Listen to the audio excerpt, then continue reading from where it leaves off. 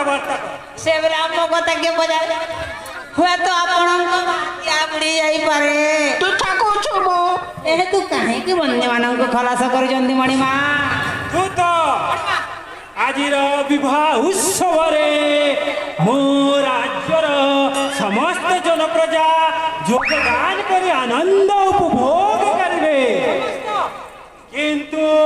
ଯେଉଁମାନେ କାରାଦଣ୍ଡରେ ଅଛନ୍ତି ସେମାନେ ମଧ୍ୟ ମୋର ପ୍ରଜା ହଁ ମଣିମା ଅନ୍ୟମାନେ ମୁକ୍ତ ଥାଇ ସେମାନେ ଯଦି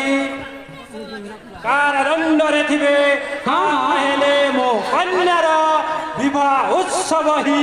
ସୁଖମୟ ନ ହୋଇ ଦୁଃଖମୟ